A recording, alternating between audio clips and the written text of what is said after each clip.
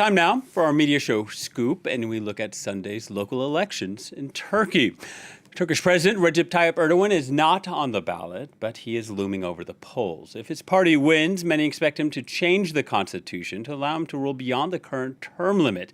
Meanwhile, the fractured opposition is trying to retain Istanbul and the capital Ankara, which it won in 2019, ending the ruling party's 25-year hold over the city. So Sunday is a litmus test for both sides. Here's Real Turkey. As long as these large cities are in the hands of the opposition, Erdogan's control over Turkey will never be complete. There will always be an alternative, and the opposition would always flourish simply by clinging to the local elections.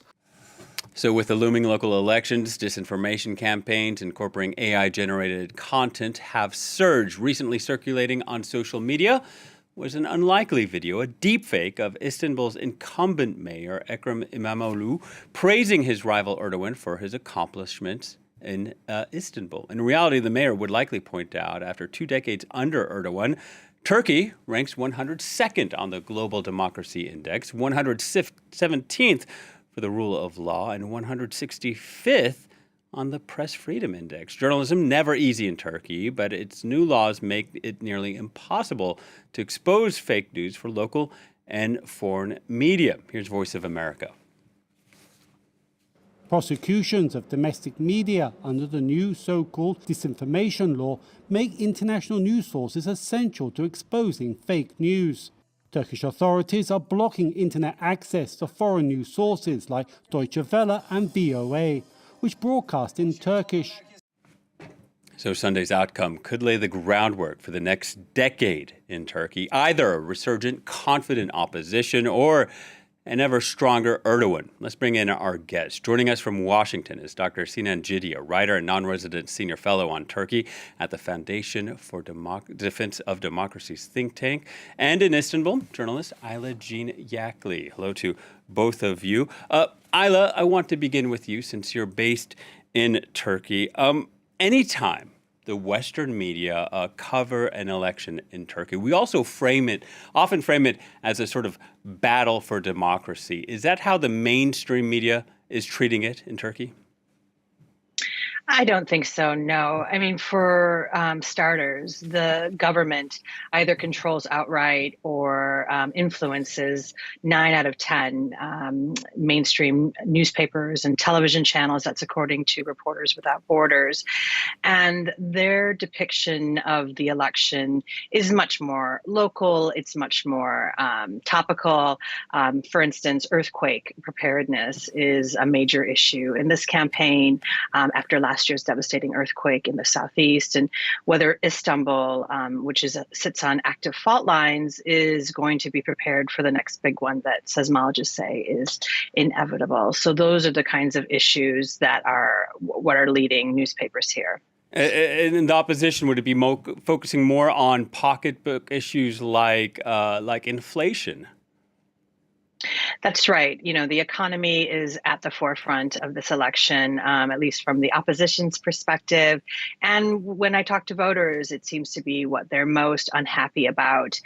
Whether a mayor of Istanbul, despite this being such a huge economic engine for Turkey, whether the mayor is able to influence things like inflation is pretty questionable. But that's what people are unhappy about, and that's what the opposition is tapping into. Sinan, you have a take I haven't heard before. You blamed the opposition or sort of independent media for actually empowering Erdogan. How is that? Well, it's not so much blame as it's quite widespread practice, unfortunately, even here in the United States. And Turkey seems to be following suit in this. But, you know, Turkish sort of critical media, I would say, is a little bit more timid. It's basically how they frame sort of, each news item. So if we look at this election, for example, what we're seeing is the portrayal of various races, or just the general sort of electoral scene, as this sort of horse race between, rival and equally sort of balanced political heavyweights. And whoever convinces the public is essentially going to win. And I've said this is mistaken simply because, we're too timid to call out some of the stuff that really actually is problematic here. if you just look at the face value, it's not the fact that, İmamoğlu, the incumbent in Istanbul, is facing up against this, AKP rival that, that Erdogan is supporting, and they want to win back big cities like Istanbul and Ankara. What the problem is how they frame this, how this is framed, right? This is not a horse race between rival candidates where the public have equal access to independent information, a variety of information. We see, as Ayla said, over 9 out of 10 broadcast stations is heavily skewed towards the AKP. We have the entire cabinet, including people like the foreign minister, the interior minister, all of Erdogan's cabinet in Istanbul, campaigning for the AKP. And we really do not see this really being called out, saying, look, this is unfair. This is not an equal ground. Just to play devil's advocate, though, you're making that argument from Washington, but because of this disinformation law, would you be willing to perhaps, I don't know, risk a prison sentence to say the same thing if you were in Turkey?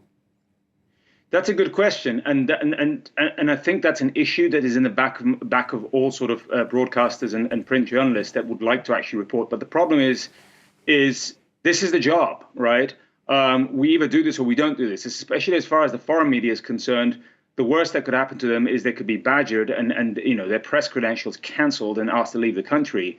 It's worse for domestic journalists. But I would say that if Turkey has a chance, or is to have a chance of overcoming, this creeping authoritarianism that's now morphed into some type of autocracy in Turkey, then we have to call it out what is. And that starts with the people being adequately informed, so they don't just think this is a normal race where whoever wins is going to do well by the citizenry. How do you see it? Is the opposition media doing enough in Turkey? Oh, I agree with Sinan. I think that there is, I don't know if it's a lack of courage to report on it, or maybe just an acknowledgement. A lot of my Turkish colleagues, are still under the impression that this is a democratic country in which you can, have regime change at the ballot box. But I think that it's much more difficult than just having a simple vote. I mean, just the unlevel playing field alone, the fact that the mainstream media pretty much ignores the opposition with exceptions. For instance, this week, the mainstream media was very happy to report on İmamoğlu because there were questions about property he owned, things that might be in his, might reflect poorly on him. But in general, I think that there is this assumption that, it's not fair. Erdogan, is quite powerful. He's got, all the mechanisms of the state behind him, but that it's still a pretty straightforward election. We'll have to see how things transpire on Sunday, but İmamoğlu himself just this week did raise the issue of electoral security, ballot box security. So, these are things that the media is not really exploring, but the candidate has brought up. So given the dearth of that coverage in the free or the independent media in Turkey, Ayla, how important are foreign news outlets, and how many people in Turkey are using VPNs to access them? Well, fewer than used to, because the government has now made it more difficult to access VPNs. It's blocked a whole slew of them. But foreign media does remain quite critical for Turks' right to information. There are these access issues, whether sites are blocked, whether VPNs work or don't work. There's language issues. There are some who are broadcasting or writing in Turkish, but most aren't. And it seems like social media's algorithms somehow are skewed towards government supporters rather than its critics. So there really is a vacuum of information. But all of that said, eyes do remain on major international publications. When they do report on Turkey, there is quite a bit of interest here. I think the problem might be sometimes that foreign media is less interested in Turkey than it has been in the past, particularly after last year's election, seemed to just ensure that Erdogan remains fully in control for the next 4 years. So there is also that issue as well, that foreign media maybe not be as interested as it has been in the past. Right, in the minutiae of the Turkish politics. Sinan, what's the X factor this Sunday? What are you going to be watching for? Is it going to be Kurdish votes? Is it going to be voters abandoning mainstream parties to go for some of these newer, more recently established movements? What will you be looking for?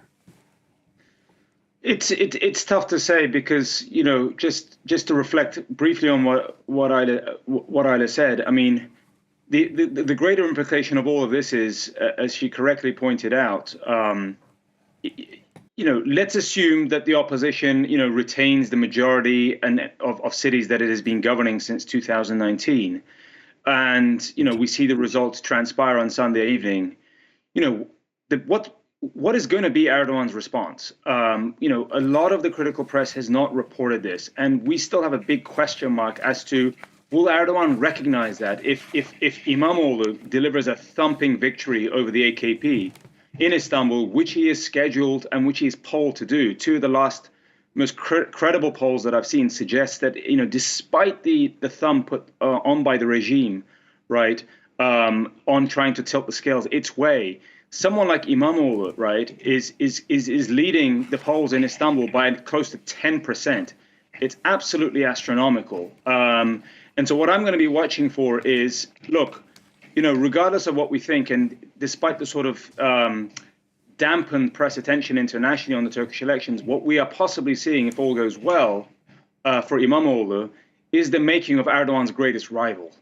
Right, İmamoğlu is that person, and there is no doubt about it. If he delivers a 9-10% victory margin against his his challenger in Istanbul, he's not defeating his challenger; he is defeating Erdogan. Sorry to cut you off. We're running out of time. I just want to thank you, Dr. Sinan Ciddi, joining us from Washington. Ayla Yakli speaking to us from Istanbul. Before we go, we're going to end with our quote of the week. It comes from the well-respected Turkish investigative journalist Can Dündar, who had fled to Germany in 2016. In 2020, he was sentenced in absentia to more than 27 years in jail on terrorism-related charges that his legal team says was politically motivated. On leaving Turkey behind, he said, "Everything I had is gone. After 40 years in journalism, we have to start again. That is a price we pay for defending the truth." That's it for this week on Scoop. Thank you for watching. Please stay tuned to France 24.